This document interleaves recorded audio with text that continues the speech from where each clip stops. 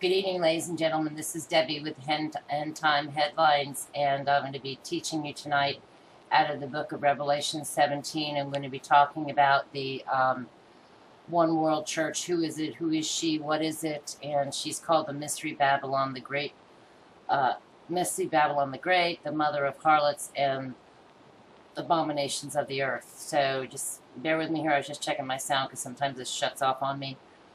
All right.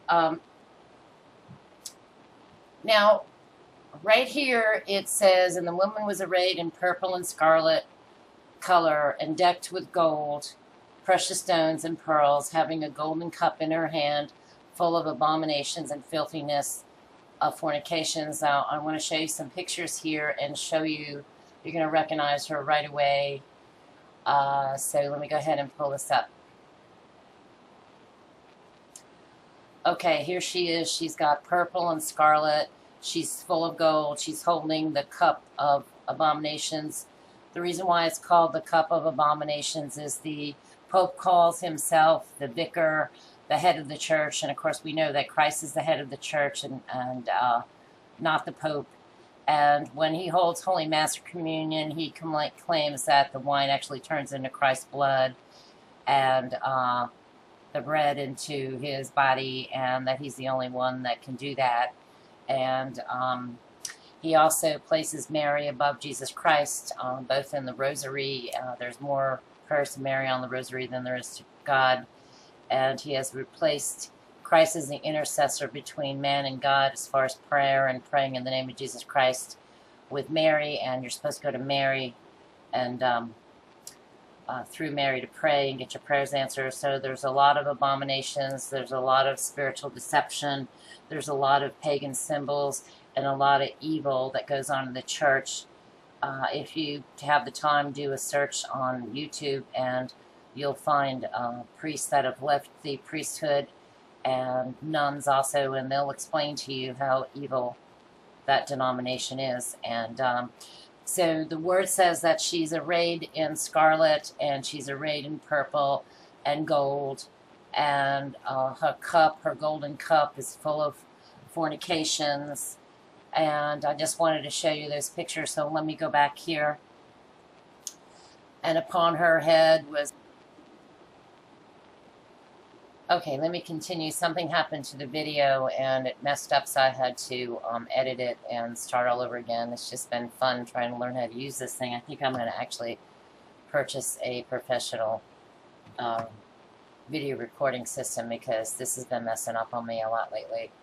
Okay, so we know that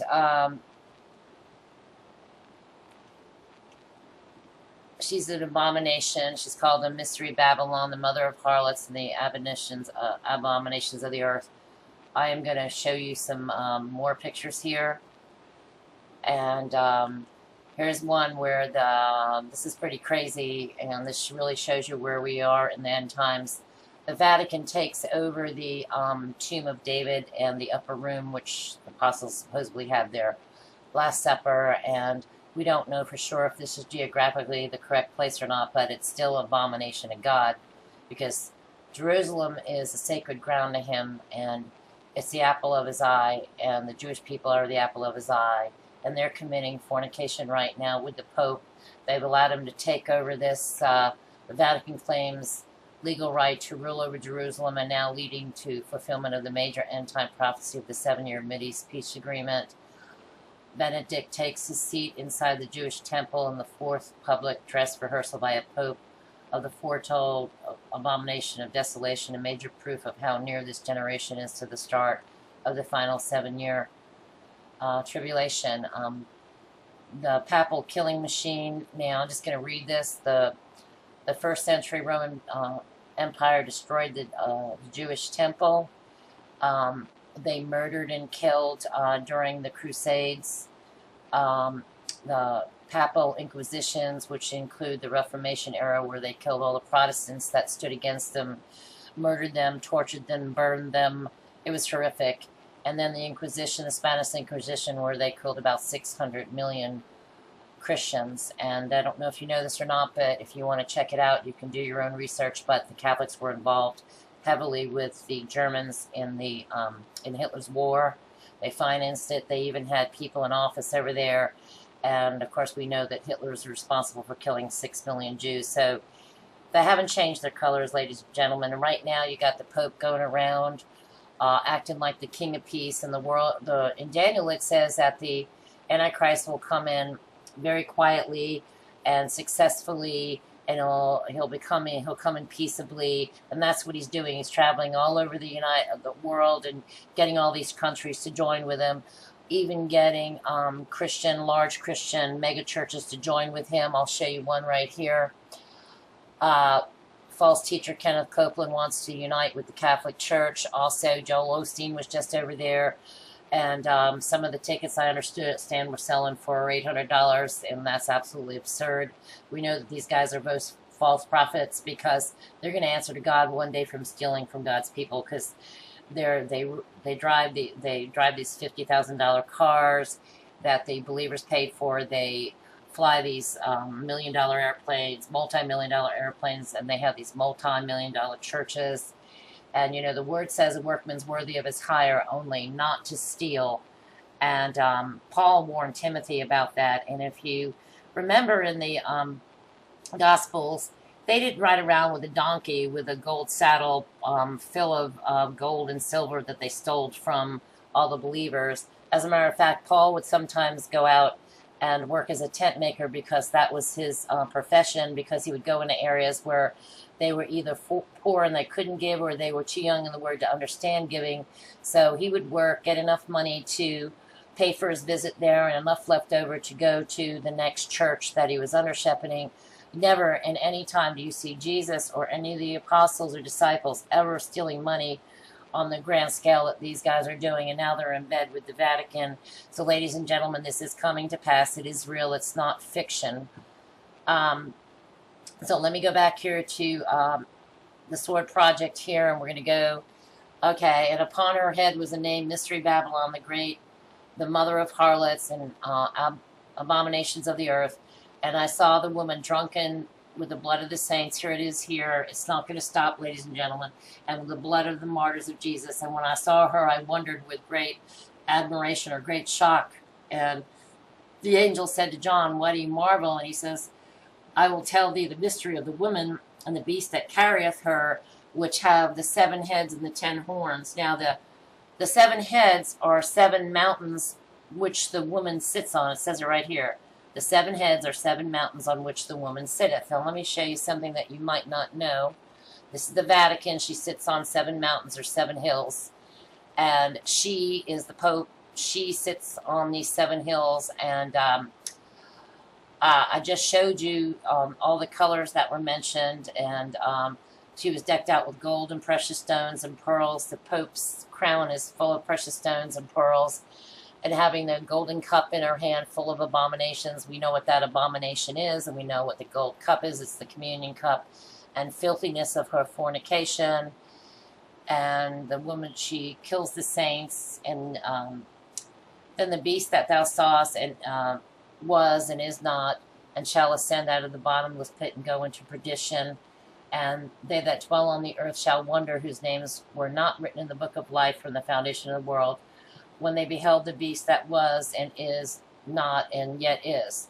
And I'll explain this in a minute. And here is the mind that hath wisdom. So it's telling us to have wisdom here. The 7 heads are 7 mountains on which the woman sitteth. So it doesn't take much research to find out who that was. I just showed it to you. And it says and there are 7 kingdoms. This is actually kingdoms. 5 are fallen, 1 is, and the other is not yet come. And when he cometh, it must continue for a short space. And the beast that was, and it is not, even he is the 8th, and is of the 7, and goeth into perdition. Now, that sounds a little bit confusing. Well, maybe a lot confusing, because it took me a while to figure it out. And then God finally showed me through his Spirit, because you have a true desire to learn his word. He teaches you through his Spirit. So I want to show you something here. I actually...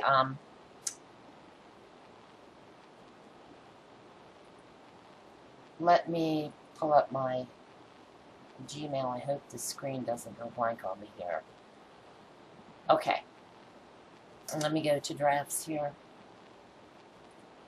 Okay, these are the kingdoms. The first one was Egypt. The second one was Assyria. The third one was the Babylonian king Nebuchadnezzar. Then there was the Medes and the Persians. Then there was Alexander the Great. And the sixth was Rome. And when Paul says one in and one is, or one and one is to come, and then the eighth is of the seventh, means Rome was the kingdom that was in power when he was in prison on the island of Patmos writing this book of Revelation. So that's the one that is or was, and it will be again, meaning it's going to be revived, which is reviving itself right now. And then the seventh is of the eighth. The seventh is the Antichrist kingdom. He's only going to rule for the last 3.5 years, but it says that he will be of the seventh. So that's why I think the Antichrist is actually the Pope, because it says he is of the seven, or comes from the seven. Now, that may or may not be true, but it sure looks like it. If it isn't, the Lord will reveal it to us when he's ready to reveal it to us. But I just wanted to show you what those kingdom are, and the one that was, and the ones that yet to come. But the one that's yet to come is the one that used to be, which was Rome, and it's going to be the revived Rome. And then it says the eighth is of the seventh, which is the Roman Empire. So I just wanted to share that with you. It's very confusing. It took me a long time to figure it out, and I hope I did a good job explaining that to you. And let's see. Okay, we saw that let him have mind of wisdom. The 7 heads are 7 mountains on which the woman sitteth. I showed you that. And there are 7 kings, 5 have fallen and 1 is. So 5 were falling. The one that is that when he was writing this was Rome. And the other is not yet to come, which is the Roman Empire revived. And when he cometh, he must continue a short space. And the beast that was and is not, even he is the 8th and is of the 7, okay? Now, see, it says here he's of the 7, which is the Roman Empire. So who heads the Roman Empire? The Vatican and then the Pope, and goeth into perdition. And the 10 horns which thou sawest are 10 kings which have received no kingdom as of yet, but will receive power as kings as 1 hour. I believe this is the United Kingdom. The 10 kingdoms that are represented in the UK, they're kind of almost exactly the same as the kingdoms that I just mentioned. And they're going to be given power over the whole world. That's the one world order. And they're going to give power to the beast, which is the one world religion. And the Pope's going to take control of religion. And these shall make war with the Lamb. The Lamb shall overcome them. For he is the Lord of lords and King of kings.